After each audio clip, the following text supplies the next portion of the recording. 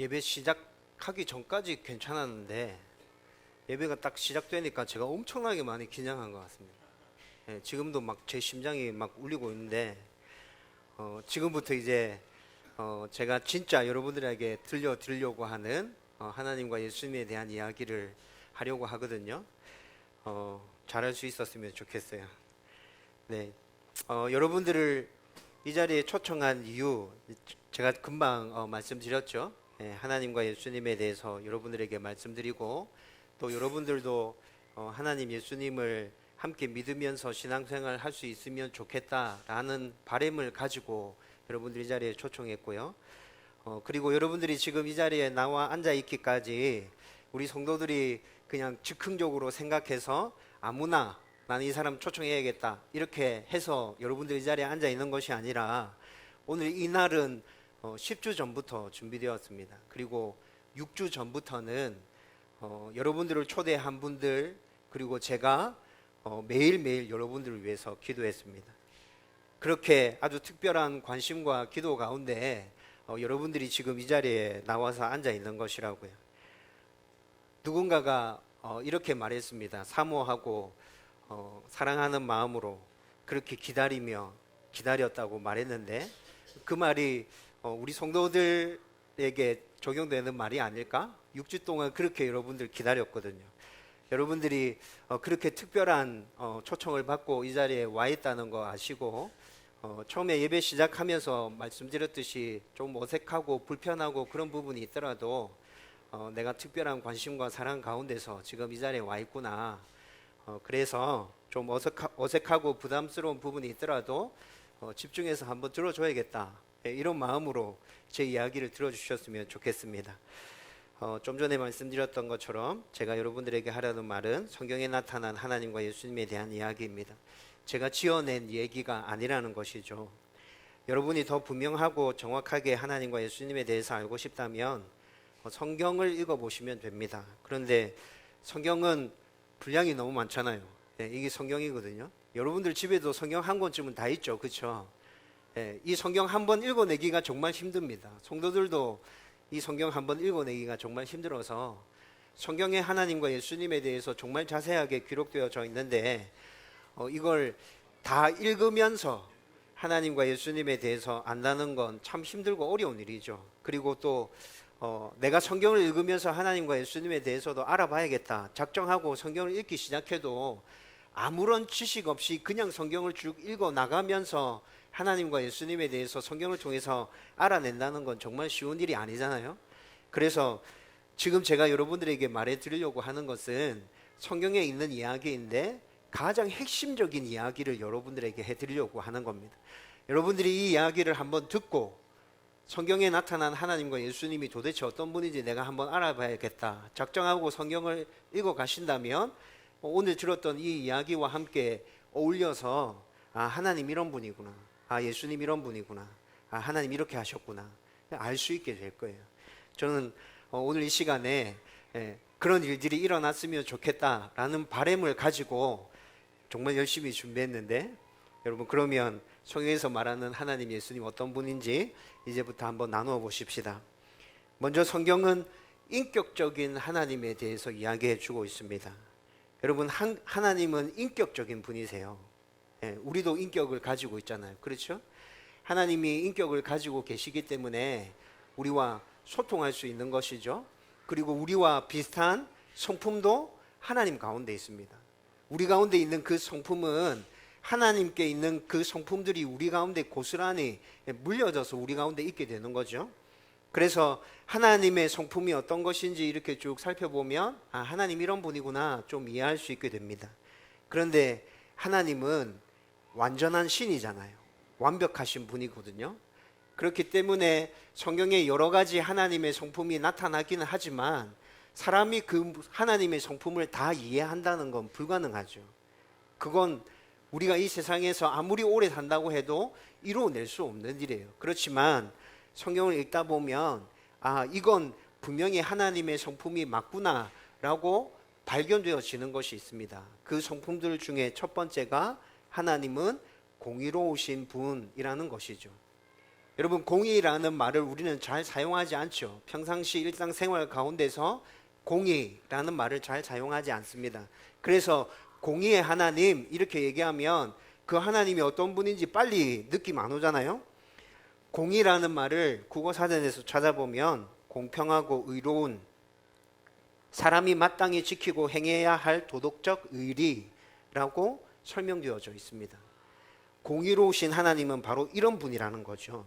따라서 공의로우신 하나님은 한치의 오차도 없이 법과 도덕 모든 부분들을 다 지키고, 또 법과 도덕을 지키지 못한 것이 있다면 정확하게 그 부분에 대해서 심판하시는 것, 이것이 어느 누구를 막론하고 다 공평하게 이루어지는 것, 그것을 공의라 한다고요. 근데 하나님께서 공의 그 자체가 되시는 분이라고 성경은 우리에게 분명히 얘기해 주고 있습니다. 그리고 또 성경에 나타나는, 두드러지게 나타나는 하나님의 성품 두 번째는 하나님은 사랑이시라고 얘기하고 있습니다. 성경에 분명히 하나님은 사랑이시다라고 정의식으로 하나님에 대해서 설명하는 말씀이 분명히 나타나거든요. 하나님은 모든 것을 품고 모든 것을 감싸주는 사랑 그 자체이신 분, 성경이 이렇게 설명하고 있죠. 여러분, 세상에서 사랑이 제일 특별하고 탁월하게 나타나는 사랑 어떤 게 있습니까? 모성애, 어머니의 사랑. 여러분, 그것이 이 세상에 존재하는 사랑 중에 가장 특별하고 가장 도드라지게 딱 나타나는 사랑 아닌가요? 그런데 성경에서 하나님을 사랑이시다라고 말할 때 하나님의 그 사랑은 세상에서 가장 탁월하다고 말하는 그 모성애와 비교할 수 없을 정도로 무한한 사랑, 무조건적인 사랑에 대해서 성경이 우리한테 얘기해 주고 있어요. 여러분, 제가 지금 하나님의 사랑을 우리가 이해할 수 있게끔 모성애와 비교해서 말씀드렸는데, 제가 10년 전쯤에 모성애와 버금가는 부성애 영상을 하나 본 적이 있습니다. 저 아버지 진짜 대단하다, 엄마의 사랑이 진짜 대단하다고 얘기하는데, 저렇게 사랑하는 것이면 저 아버지의 사랑은 엄마의 사랑을 능가하는 것이겠다라는 생각이 들게 하는 그런 영상이 있었어요. 여러분, 모성애와 그리고 제가 방금 말씀드렸던 그 아버지의 엄청난 부성애, 여러분, 이런 것들을 통해서 우리는 하나님의 사랑을 완벽하고 완전하게 다 이해할 수는 없습니다. 그렇지만 하나님이 이렇게 우리를 사랑한다는 것이구나 정도는 이해할 수 있는 것이죠. 여러분, 그래서 이 시간에 제가 10년 전에 보았던 그 영상을 여러분들과 함께 보려고 합니다. 같이 그 영상을 보면서 하나님의 사랑이 어떤 것인지 조금이라도 이해할 수 있기를 바랍니다.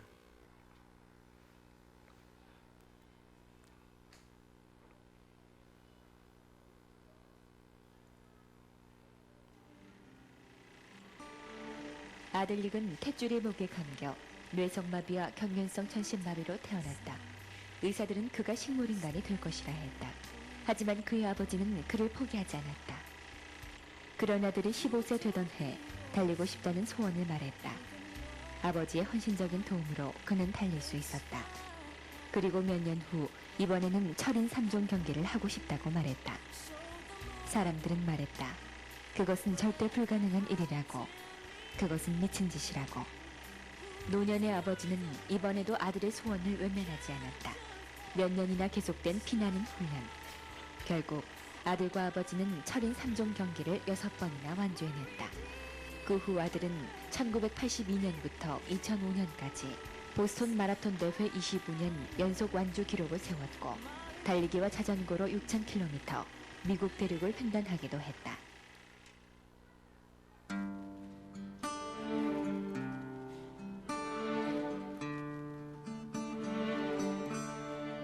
Who taught the sun where to stand in the morning? And who told the ocean you can only come this far? And who showed the moon where to hide till evening? Whose words alone can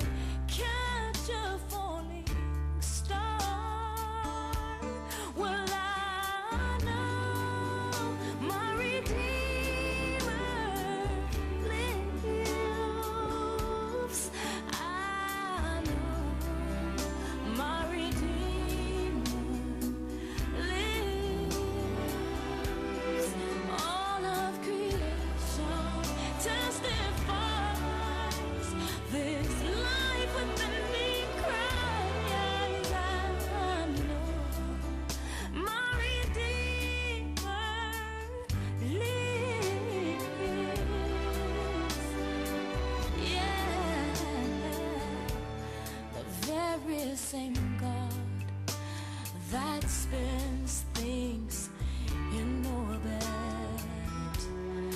runs to the weary, the worn and the weak, and the gentle hands that hold me when I'm broken. They conquer death to bring me victory. Now I know my Redeemer lives.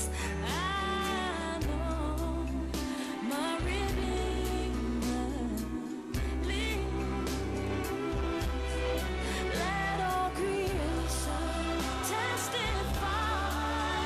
Breath is life within me. I know my Redeemer.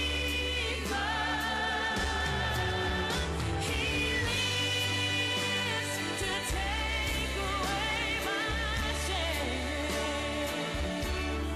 and He lives forever.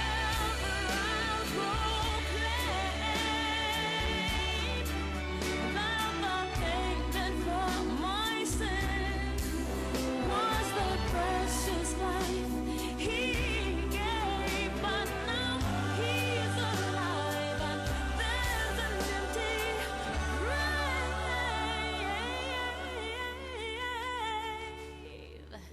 And I know my Redeemer lives. I know my Redeemer lives. Let all creation testify. Let this life within me cry. I know my Redeemer. I know my Redeemer. I know my Redeemer lives.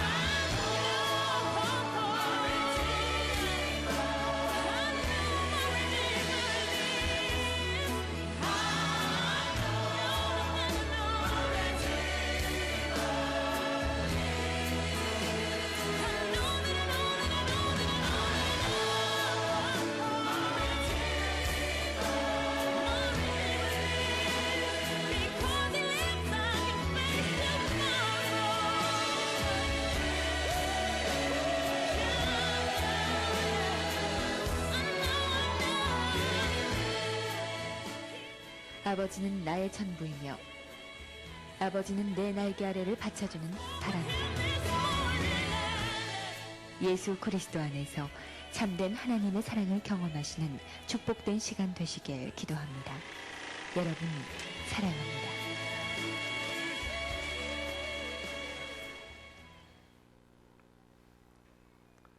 방금 영상에 나왔던 그 아버지가 아들을 얼만큼 사랑하시는지 뭐 다르게 설명하지 않아도 이 영상 보시니까 충분히 이해되어지죠. 그런데 제가 좀 전에 설명해 드린 게 뭐였죠? 사랑의 하나님. 그 사랑의 하나님은 이 아버지의 부성애를 능가하는, 비교할 수조차 없는 그런 사랑을 가지신 분이라는 거죠. 여러분, 이렇게 하나님은 공의와 사랑의 성품을 동시에 가지고 계십니다. 그리고 그 하나님께서 이 세상 만물을, 사람을 만드셨고 그 공간 안에서 사람과 함께 행복하게 살기를 계획하셨습니다.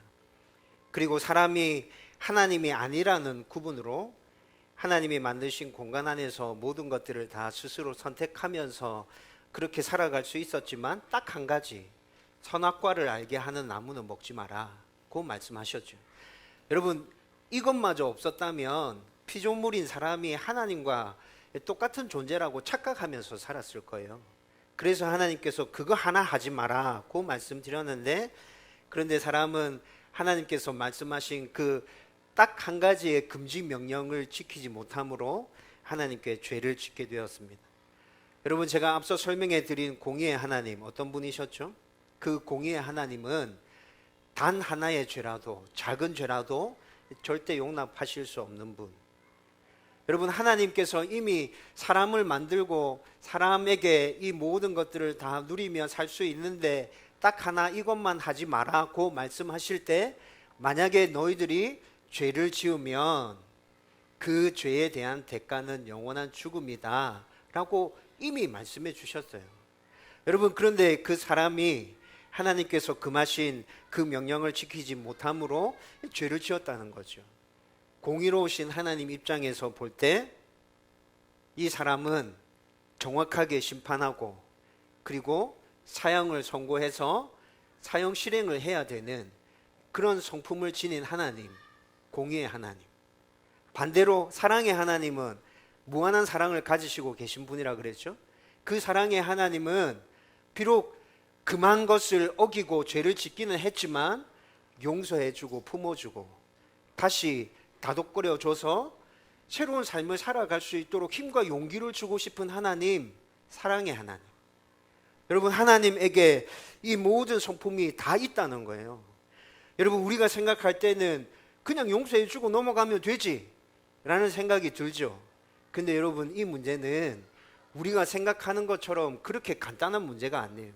여러분들이 이 세상 만물을 창조한 주관자라고 생각하고 여러분들이 그 입장에서 한번 생각해 봐요. 내가 만들어 놓은 법을 지키지 않으면 어떻게 되죠? 세상의 질서 전체가 무너져 내리는 거예요. 그렇다고 외면하고 벌을 주자니 정말 사랑하는 사람이 죽음 가운데 놓여지는 비극적인 상황 가운데 있게 되는 것이죠. 여러분, 이 상황을 공의와 사랑이 아주 조화를 잘 이루는 그 상황을 하나의 이야기가 우리 가운데 잘 설명해 주고 있습니다. 공의와 사랑이 함께 공존할 수 있다고? 할 수 있어요. 여러분, 공의와 사랑이 함께 공존해야 말로 언급할 수 없는 파장력 가운데 우리는 하나님이라는 존재 앞에 무릎 꿇고 엎드리게 된다는 것이죠. 여러분, 옛날 그리스가 도시 국가를 형성하고 있을 때 로크리안스라는 나라가 있었습니다. 여러분, 이거 실화인지 지어낸 이야기인지 잘 모르겠어요. 그런데 이 이야기가 공의와 사랑이 적절하게 조화를 이루는 것에 대해서 정말 잘 설명해 주고 있거든요. 로크리안스라는 나라가 있었는데 그 나라의 왕은 자로카크라는 왕이었습니다. 여러분, 그런데 이 나라가 너무 성적으로 문란해서 나라가 망하기 일보 직전이었어요. 왕이 생각하다가 이 나라를 다시 건강한 나라로 세우기 위해서는 성적인 죄와 관련해서 강력한 법이 필요하다 판단하고 왕이 법을 만들어서 직접 공포했습니다. 그 법은 어떤 종류든지 성적 문란과 관련해서 죄를 범하는 사람이면 죄의 과소를 막론하고 그 사람의 두 눈을 뽑아버리겠다. 이게 그 왕이 공포한 법이었습니다. 그런데 제일 먼저 이 법을 어겨서 잡혀온 사람이 자기의 독자 하나밖에 없는 아들, 왕의 아들이 잡혀온 거였죠. 왕은 너무 당황했고 심히 고민하게 되었습니다. 법을 무시하고 아들의 눈을 안 빼면 새로 만든 법은 효력이 없어질 것이고 결국 나라는 성적 문란으로 인해서 망하게 되겠죠. 그렇다고 하나뿐인 아들의 두 눈을 뽑아버리자니 자기가 죽고 난 다음에 왕위를 이어받아야 되는 아들은 이 하나뿐인데 그 아들의 두 눈을 뽑아버리면 이 아들이 왕위를 못 이어받게 되는 거잖아요. 여러분, 그런 상황에서 왕위를 두고 권력 다툼이 일어나게 되면 어떻게 되죠? 그 또한 나라가 위태로운 일이잖아요. 여러분, 그래서 이 왕이 몇 날 며칠 밤을 지새면서 고민하게 됩니다. 그리고 어느 날 백성들을 불러 놓아놓고 자기의 아들의 죄와 관련해서 재판을 하기 시작했습니다. 왕은 나의 아들이지만 그가 명백하게 법을 어겼고 그렇기 때문에 법에 명시된 대로 그의 한쪽 눈을 뽑아라 라고 명했습니다. 그리고 다른 한쪽 눈은 아버지로서 내가 아들을 잘못 교육한 책임이 나에게도 있고 그리고 아들이 하나밖에 없어서 다음번 왕위를 이 아들에게 물려줘야 되는데 두 눈이 없으면 왕위가 또 위태로워지고 나라가 위기 가운데 처한다. 그러니까 나의 한쪽 눈을 뽑아서 눈 두 쪽을 맞출 것이다 라고 선고했죠. 여러분, 그리고 백성들에게 나의 눈 한쪽을 빼는 것에 대해서 이해해 주면 좋겠다라고 설득합니다. 왕의 이 판결에 모든 백성은 왕을 존경하고 사랑하게 되었죠. 여러분, 로크레안스 이 나라는 그 판결 이후에 나라가 굳게 서게 됩니다. 성적인 문란들 다 해결되어졌고 굉장히 부국강병한 나라로 그렇게 거듭나게 되었죠. 여러분, 제가 방금 말씀드렸던 하나님의 공의와 하나님의 사랑 충돌할 것이라는 생각 들지 않으세요? 여러분, 그런데 그 공의와 그 사랑이 방금 이야기해 드린 것처럼 이렇게 실현되어서 나타난다면 여러분들은 그렇게 공의와 사랑을 실현하는 그분 앞에 어떻게 할 것입니까? 무릎 꿇지 않겠어요? 엎드리지 않겠어요? 여러분, 그런데 하나님께서 이 공의와 이 사랑을 그렇게 우리 가운데 실현시켜 주셨다는 것입니다. 어떻게 실현시켜 주셨습니까? 예수님을 통해서. 예수님을 통해서 하나님의 이 엄청난 공의와 사랑이 우리 가운데 실현되어진 것이죠. 예수님은 하나님의 아들로 그분도 완전하고 완벽한 신이신 하나님이십니다. 예수님도 하나님이시기 때문에 무한히 공의로우시고 무한히 사랑이신 분이시죠. 여러분, 사람이 낳은 아기 사람 맞습니까? 소가 낳은 송아지 소 맞나요? 개가 낳은 강아지 개 맞죠? 여러분, 하나님의 아들 예수님 하나님 맞습니까? 여러분, 이렇게 접근해 보면 아, 예수님 그분도 하나님이시구나, 무한히 공의로우시고 무한히 사랑으로 충만하신 분이 맞구나 라는 거 금방 이해할 수 있게 되죠.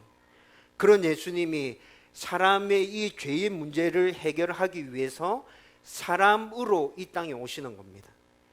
여러분, 성경은 그렇게 예수님께서 이 땅에 오셨다고 말씀하고 있습니다. 어떤 목사님은 이 사건을 사람이 개미가 되는 것으로 설명했어요. 여러분, 우리는 개미가 어떻게 움직이고 있는지 위에서 내려다보면서 다 보고 있죠. 개미의 모든 것들을 거의 다 눈으로 보면서 확인할 수 있고 알 수 있습니다.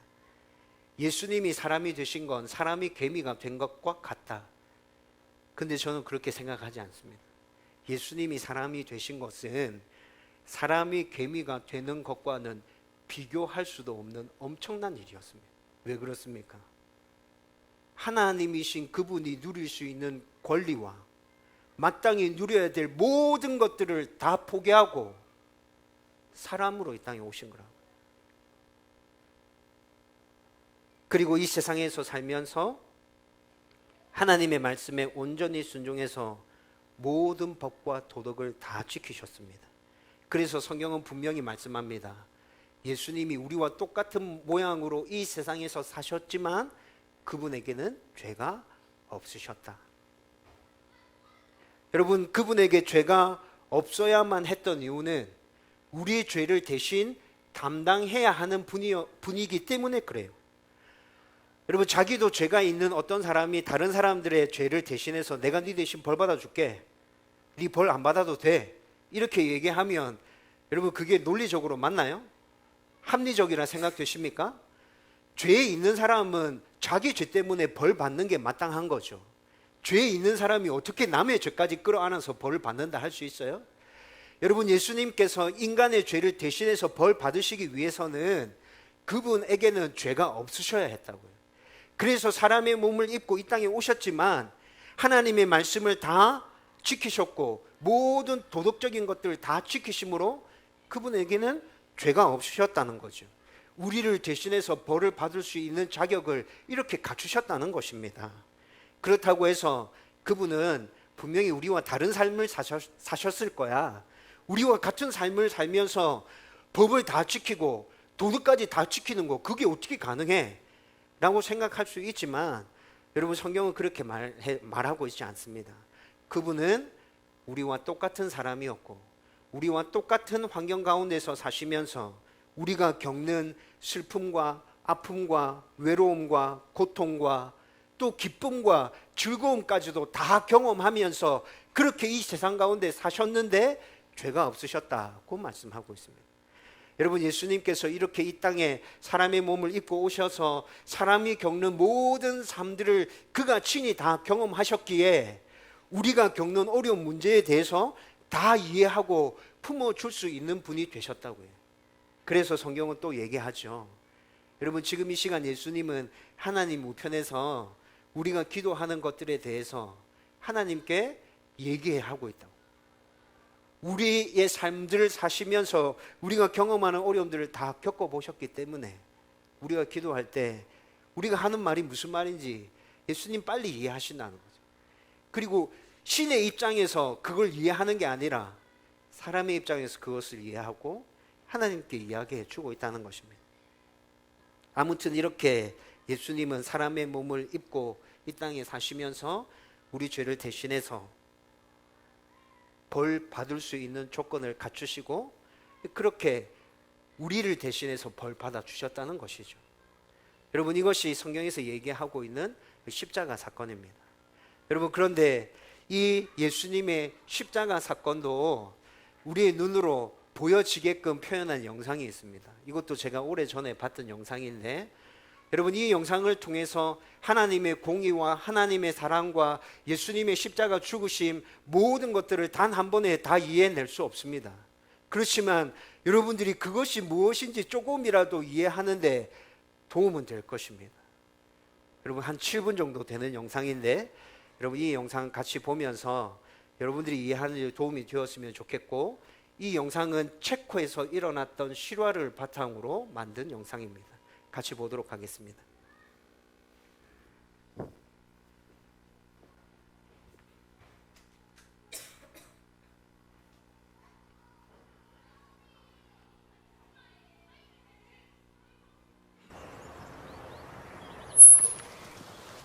Za hodinu pojede vlak, jo.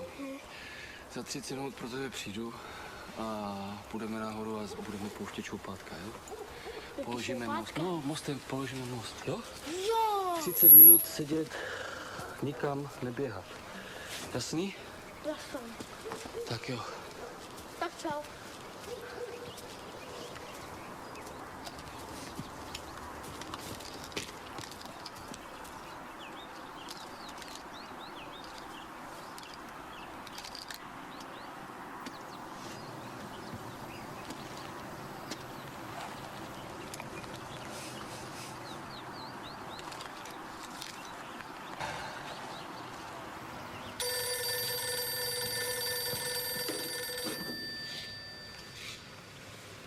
Jo, jasně. Už ho vidím, ten tvůj samovar. Jo? Ahoj.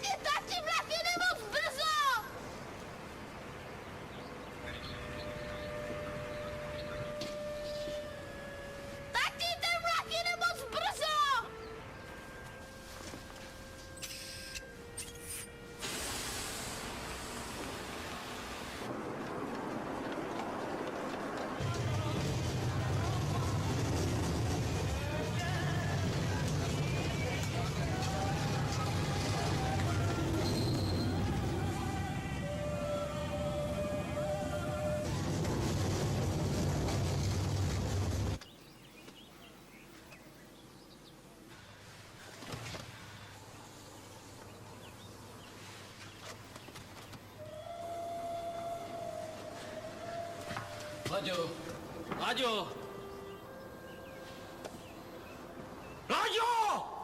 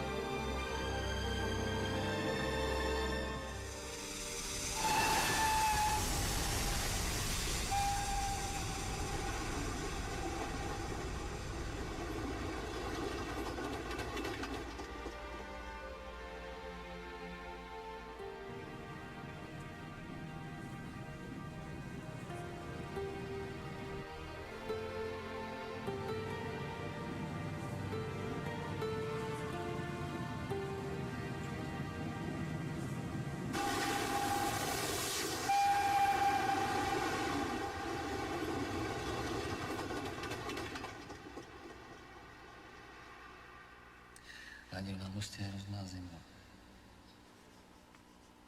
Si vezmeme horkou čokoládu.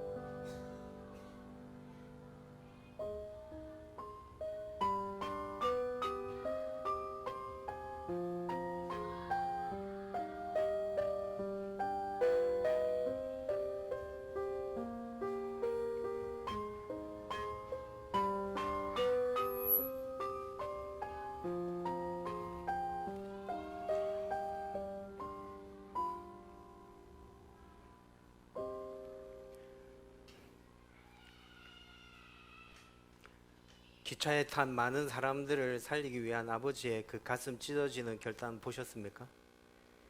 하나님께서 예수님을 이 세상에 보내실 때 저거보다도 더한 마음이셨을 것입니다. 어린아이의 희생으로 새로운 삶을 살게 된 수많은 사람들이 기차에 타고 있었죠. 여러분, 그런데 그 기차 안에 타고 있던 사람들의 반응 보셨나요? 밖에서 무슨 일이 일어나고 있는지 아무것도 모르고 있잖아요. 그 엄청난 희생 덕분에 자기가 살아서 새로운 삶을 살게 되는데 도무지 밖에서 어떤 일이 일어나고 있는지에 대해서는 관심도 없고 아무것도 생각하지 않은 채 그냥 자기 일들을 하면서 살아가고 있죠. 여러분, 방금 본 이 영상이 하나님과 예수님의 그 십자가 사건, 그 엄청난 일을 해 주셨음에도 불구하고 이 세상에서 그것들을 모르고 살아가는 많은 사람들, 그것을 너무 잘 보여주는 영상이라는 생각이 듭니다. 하나님이, 예수님이 사람의 죄를 용서하시고 다시 하나님의 자녀 삼아 주시기 위해서 행하신 일은 정말 엄청난 것인데 그것을 알지 못하는 사람이 아직도 너무 많다는 것이죠. 그래서 여러분들에게 지금 그 하나님의 사랑과 예수님의 십자가를 말씀드리려고 이 자리에 여러분들을 초대했다는 것입니다. 여러분, 그런데 하나님의 사랑과 예수님의 십자가 사건은 이렇게 끝나지 않습니다. 예수님의 십자가가 사람을 대신해서 벌을 받아 죽는 것으로 끝나면 본래 죄의 결과는 죽음이라고 말씀드렸잖아요. 그렇기 때문에 죄의 문제가 완전하게 해결된 것이 아니라고요. 죄 지으면 죽는다 했잖아요. 근데 예수님이 사람들의 죄를 대신 담당하고 죽었어요. 그건 죄의 결과로 죽은 것이죠. 그렇게 끝나면 죄의 결과인 죽음은 계속 이 세상을 지배하게 되는 것이라고요. 여러분, 이 부분에서 사람들은 기독교가 참 비과학적이다, 그렇게 말하는 분들 되게 많습니다. 그런데 여러분들이 곰곰이 한번 생각해 보십시오. 죄의 결과를 죽음이라고 선고하신 그 하나님, 그리고 그 죄의 결과인 죽음까지도 완벽하게 해결하기 위한 예수님의 십자가. 여러분, 이렇게 생각하면서 이것이 정상적으로 진행되어져 가기 위해서는 반드시 죽음을 이긴 부활이 있어야 된다는 것을 여러분 공감할 수 있게 될 것입니다. 그렇지 않으면 여러분, 죄의 결과인 죽음은 영원토록 해결되어지지 않은 채 우리를 괴롭히고 힘들고 우리를 아프게 할 것이라고요. 여러분, 그래서 예수님께서는 십자가에서 우리 죄를 대신해서 죽으셨고 죄에 대한 결과까지도 다 해결해 주시기 위해서 다시 부활하신 것이죠. 여러분, 예수님의 부활은 죄에 대한 완전한 승리의 선포였습니다. 내가 다 해결했다. 내가 다 해결했다. 너희들은 더 이상 걱정하지 않아도 돼. 근심하지 않아도 돼. 내가 다 해결했어. 여러분, 그것이 예수님의 부활이었다고요. 여러분, 예수님께서 부활하심으로 말미암아 죄의 결과인 죽음은 우리를 더 이상 괴롭히지 못합니다. 아니, 목사님, 사람은 늙어서 죽잖아요. 그렇죠, 죽게 되죠. 그런데 그 죽음은 하나님께서 본래 사람을 창조하시고 계획하신 일은 뭐였다고요? 함께 행복하게 사는 것, 세상에서 누릴 수 없는 기쁨과 평안과 행복을 하나님과 함께 누리면서 영원토록 살도록 사람을 창조하셨는데, 근데 죄를 지음으로 말미암아 그것이 어그러졌다 했잖아요. 그래서 이 세상에 하나님을 믿으며 예수님을 믿으며 사는 사람들이 죽음을 맞이하게 되는데, 그 죽음은 죄의 결과의 심판으로 죽는 것이 아니라 하나님과의 새로운 영원한 삶을 살기 위해서 죽는 영원한 삶을 위한 시작이라는 것이죠.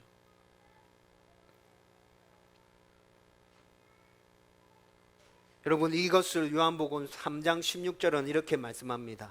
요한복음 3장 16절은 성경에서 얘기하는 핵심이다 라고 모든 성경을 연구하는 학자들이 다 그렇게 공통되게 말하는데, 그 요한복음 3장 16절 우리 같이 한번 읽어보십시다. 다 같이 읽겠습니다. 시작. 하나님이 세상을 이처럼 사랑하사 독생자를 주셨으니 이는 그를 믿는 자마다 멸망하지 않고 영생을 얻게 하려 하심이라. 요한복음 1장 12절 말씀도 같이 한번 읽겠습니다. 다 같이 읽읍시다. 시작. 영접하는 자 곧 그 이름을 믿는 자들에게는 하나님의 자녀가 되는 권세를 주셨으니. 아멘. 여러분, 이 두 말씀은 성경에서 가장 핵심되는 말씀입니다. 그런데 이 두 말씀이 모두 공통되게 무엇을 얘기해 주고 있느냐? 예수님을 믿기만 하면, 예수님이 나의 죄를 대신해서 십자가에서 벌받고 돌아가신 것, 죄의 결과인 죽음을 이기고 부활하신 것, 그것을 믿으면 천국에서 하나님과 영원토록 살 수 있고 하나님의 자녀가 될 수 있다. 여러분, 요한복음 3장 16절과 요한복음 1장 12절 말씀은 성경의 핵심인데 그것에 대해서 공통적으로 얘기해 주고 있는 것이라고요.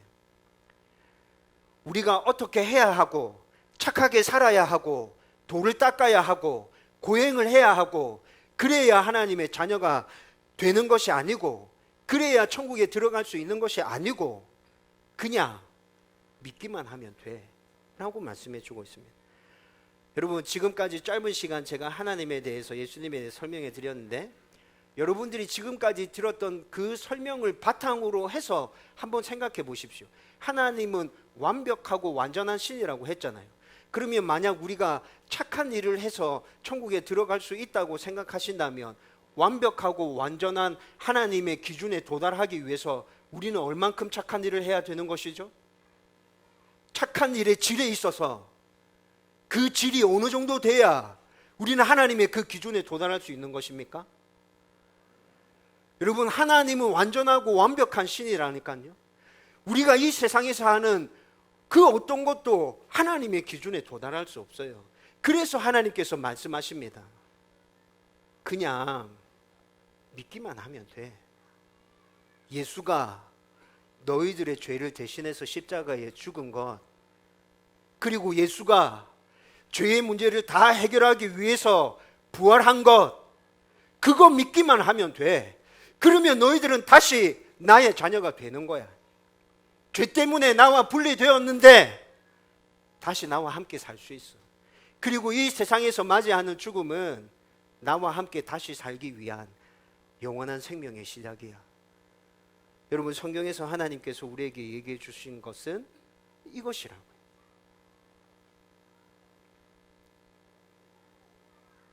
여러분, 지금까지 말씀드린 이것이 성경에서 얘기하고 있는 하나님, 예수님, 그리고 사람이 복받는 길이며 죽음 이후에 천국에서 하나님과 영원히 살게 되는 비결이었습니다. 여러분, 이것을 믿는 사람들이 매주 주일 교회에 와서 예배 드리는 거예요. 여러분, 이것이 진짜 사실이라고 믿어지면 여러분, 이거 감사하겠어요? 안 감사하겠어요? 여러분, 그냥 한번 감사하고 지나칠 수 있는 일이라 생각되십니까? 영원히 죽어야 되는 나를 자기의 아들을 희생시켜 가면서, 그것도 사람이 아니라 완전한 신이 그렇게 하셔서 나를 다시 살려주신 것, 여러분, 이거 생각하면 생각할수록 고맙고 감사한 일이라고요. 여러분, 이 감사를 우리는 어떻게 표현하죠? 예수 믿는 사람들이 그래서 7일에 한번 교회에 모여서 예배 드리는 거예요. 예배 드리는 건 뭐예요? 하나님께 감사하다고 말씀드리는 거예요. 하나님 감사합니다. 하나님께서 저를 그렇게 사랑해 주셨죠. 예수님 감사합니다. 예수님께서 저를 위해서 그렇게 희생해 주셨죠. 잊으면 안 되는 일이기에 7일에 한 번씩 모여서 같이 예배 드리면서 하나님께 그렇게 감사하고, 여러분, 그리고 그렇게 하나님의 자녀가 된 사람은 하나님의 자녀답게 살라고 성경은 말씀해 주고 있습니다. 하나님의 자녀가 되었기 때문에 너희들은 이제 하나님의 자녀답게 살아야 돼. 성경에서 얘기해 주는 건 이거라고요. 너희들이 착하게 살아야 나의 자녀가 되는 게 아니라 나의 자녀가 되었기 때문에 이제 내가 말하는 거 들으면서 살아야지. 이게 하나님의 말씀이라고. 여러분, 그런데 이 세상에 살면서 예수님 믿고 하나님의 자녀로 살아가지만 말 안 듣고 살아가는 거 진짜 많잖아요. 여러분들 자녀들을 키워 보신 분이라면 알 겁니다. 사랑스러운 자녀고 내 새끼고 눈에 넣어도 안 아픈 그런 존재들이지만 말 안 듣고 살아갈 때 얼마나 속상합니까? 우리도 그렇잖아요. 하나님의 자녀로 이 세상에서 살아가지만 하나님의 말씀에 순종하지 못하는 것 정말 많거든요. 주일날 예배 드리면서 하나님께 잘못했다고 용서를 구하는 것이죠. 내가 하나님의 자녀인데 하나님의 자녀답게 살지 못한 것, 이런 것 있습니다. 하나님 용서해 주십시오. 여러분들이 자녀를 키울 때 자녀가 먼저 여러분들에게 잘못한 것에 대해서 그렇게 용서를 구하면 여러분 어떻게 해주고 싶던가요? 품어주고 보듬어주고 다독거려주고 싶지 않던가요? 여러분, 그것이 예수 믿는 사람들이 매주 교회에 나와서 예배 드리는 이유인 것입니다. 그리고 또 새롭게 결단하는 것도 있습니다. 예배 드리면서 하나님, 이번 한 주간 동안 새롭게 시작하는 이 한 주 하나님의 자녀답게 세상에 나가서 살겠습니다. 하나님, 우리 가운데 세상에 나가서 어떻게 살라고 말씀하셨죠? 그래서 하나님의 말씀을 주일날 예배 드리는 가운데 듣기도 하고 스스로 성경을 읽어가면서 하나님의 자녀는 이렇게 세상 가운데 살아야 되구나 알아가기도 하고 잘 못 살아간 것에 대해서 하나님께 잘못했다고 용서를 구하기도 하고 여러분 이것이 예수 믿는 사람들의 신앙생활이라는 것이죠.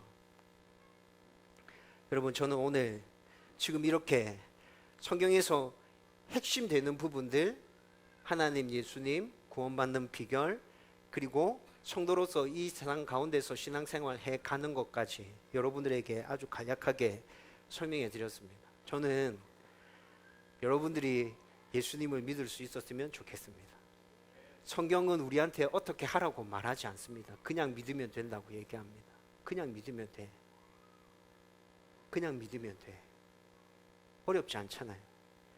여러분 이 시간에 여러분들 마음 가운데 나는 그 예수님을 나의 구원자로 내가 믿어야겠다 결단할 수 있었으면 좋겠고 그리고 또 지금까지 신앙생활을 잘 해오신 성도들은 더 새롭게 이 복음 위에 굳게 서서 정말 이 세상 가운데 하나님의 자녀답게 그렇게 살아야겠다. 하나님의 자녀답게 우리가 살지 못함으로 인해서 하나님을 예수님을 알지 못하는 사람으로부터 기독교가 얼마나 오해받고 있어요. 여러분 그 책임이 우리 가운데 있는 거라고. 우리가 하나님의 자녀답게 잘 살기 시작하면 여러분 하나님에 대해서 예수님에 대해서 잘 모르는 사람들도 우리를 보면서 기독교는 저런 종교구나 제대로 알아갈 수 있을 거예요. 신앙생활을 했던 저와 여러분들은 마음 가운데 그런 결단이 일어났으면 좋겠습니다.